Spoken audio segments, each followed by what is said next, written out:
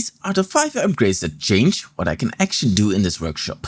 Some are obvious, some are almost embarrassing boring, and the biggest one broke within about 2 hours. But first, the room itself. Upgrade 1. The floor in the last room was badly damaged.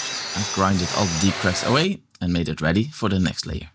And for ease of mind, I added a bunch of steel.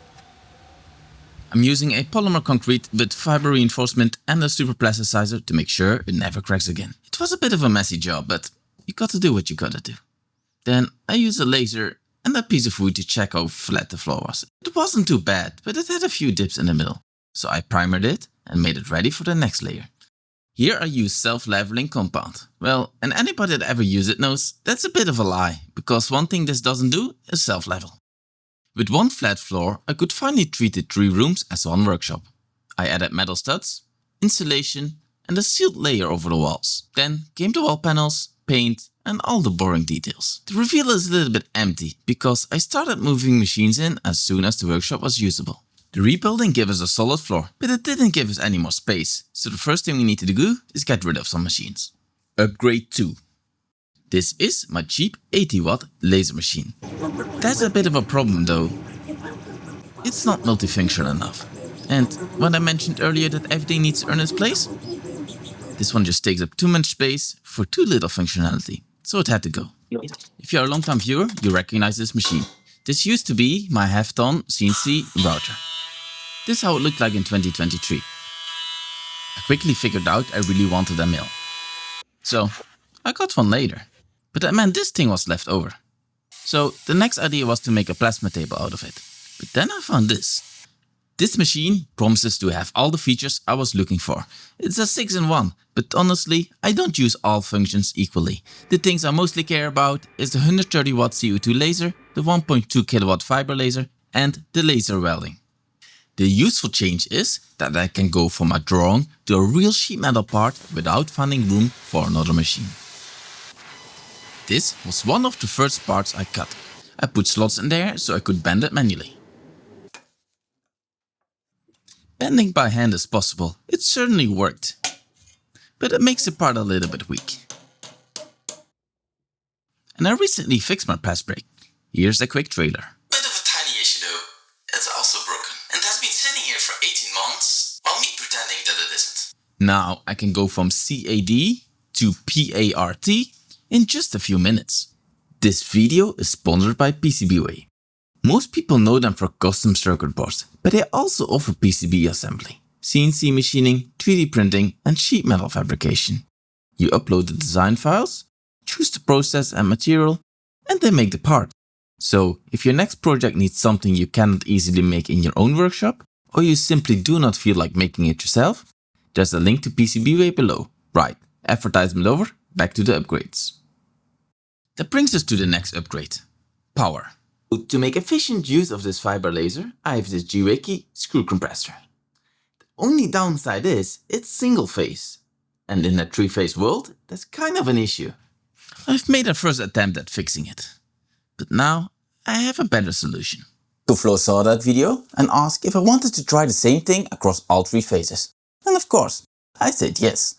So behind me is a big stack of batteries, a whole wall. But this compressor can pull more current than my grid can supply. So the real question is, can these batteries take enough of that load away before it becomes a real problem? Behind me are 3 Stream Ultras and 3 battery packs. Together they store 11.5 kilowatt hours, so roughly 12. These batteries can do 2 useful jobs. The first is covering a short power peak. If the workshop wants 24 amps and the batteries supply about 10, the grid only has to supply 14. That keeps me below my 16 amp limit. The second job is moving electricity through time. You charge when the power is cheap, free or even coming from solar and use it later.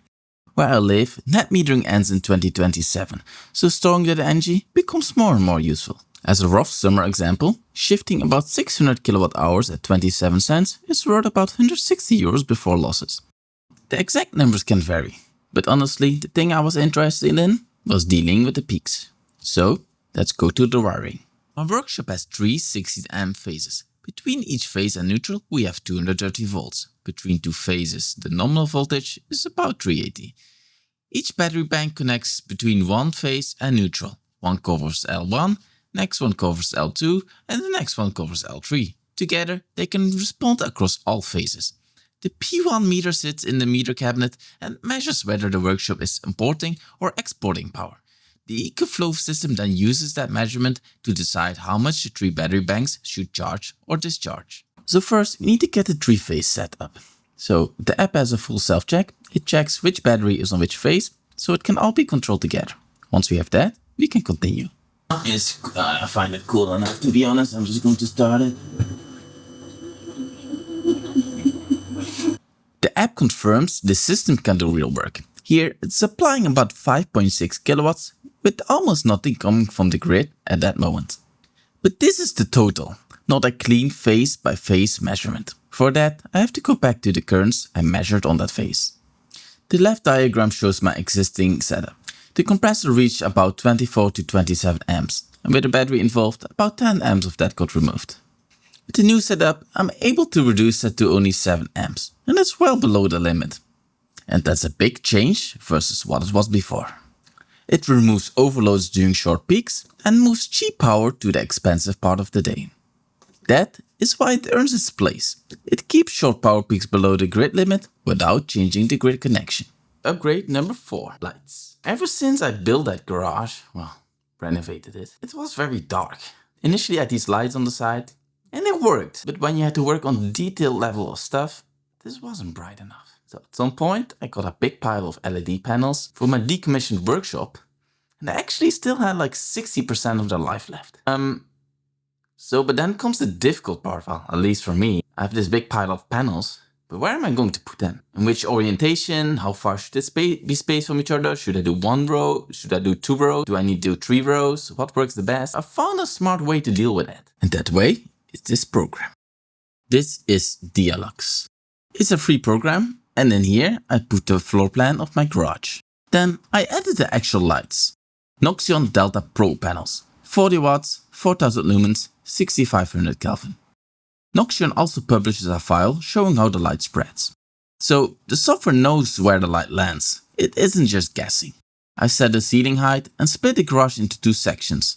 The model looks rough, but honestly that doesn't really matter. The shape and height are what change where the light actually lands. Then I let the program work out the layout. So I didn't calculate this myself. I told it I wanted 1000 lux, and this is important, lux, and not lumens. Those are 2 different things. Lumens is what the panel makes, lux is what actually reaches the bench. It came back with 3 rows of 4 panels. It also gives me the exact spacing from the walls. So I can put up a laser, mark the sensors, and just start mounting them. And this is the bit I actually cared about. Across the finished room, it's mostly between 900 and 1100 lux. The unfinished side on the same scale drops from 1100 down towards 500. So here we are at my desk. And it's kind of dark here. You can kind of see that in the app. 100 lux, 120 lux. Then here's where all the light panels are. It's just like in the simulation, 3 rows. 1400 lux. So this is about, let's say, 1.2 meter. My lights in essence end. Go all the way here. You get like 400, 500. Here at the fiber laser, more than 1000. Such as this, for example, falls onto the ground. Very easy to find it, because it's so bright. And now we have gained the ability to see again. That brings us to upgrade number 5, the mill. CNCs have their place. With some jobs, they're just better suited for a manual mill. My first mill was this one, a BF25, also known as the Grizzly 0704. I bought this in 2011, and to be fair, the internet was a different place. Today, you can find people retrofitting almost every machine you can imagine. Back then, nearly everything I could find was another G0704 or BF25 conversion. So I followed the information that existed and planned to convert this one to CNC. But every upgrade exposed the next weak point. I replaced 4 motors and electronics 3 times.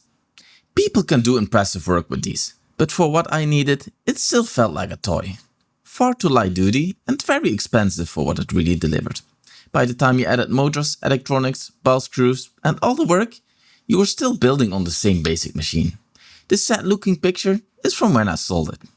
I did not abuse it. It had been stored under a cover. Somehow the dust still found it. But I was done fixing one problem, only to uncover the next. Then I tried to cheat.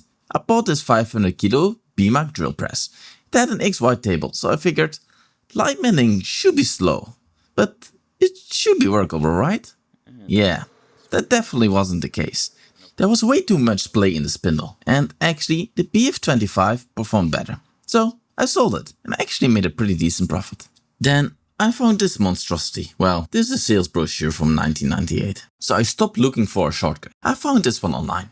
A universal mill, compact enough and more important, not too tall for this garage. I went to check it out to make sure that after 28 years this machine was still in good nick. So I bought it. It is the most money I've ever put into one machine. And it weighs about 2.5 tons. That weight is the whole point. But that also means that if I got this wrong, I could not just shove this in a corner. To get it inside, I bought a powered pallet jack. This made moving the 2.5 tons around on an uneven floor pretty easy. To get it into its final point, I had to do something which I call mechanical Tetris. In other words, move almost every machine out so you can fit a new one.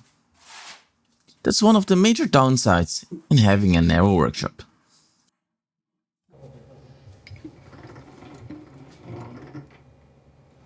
And this is the exact moment where upgrade 5 turned to shit. I had finally stopped taking shortcuts and bought a proper machine. It introduced me to what I now call the 3-phase booby trap. Machines dying just after I buy them is becoming a bit of a theme on this channel. There may be a common factor, I'll leave that to you. But it gives me the opportunity to fully understand this mechanical beast. The root cause analysis and the full repair will be in the next video. So those are 4 upgrades already changing what I can do in here, and one 2.5 ton question mark that still has to earn its place. EcoFlow has also just released his Stream AC 5000. If you're interested, I've put a link down in the description.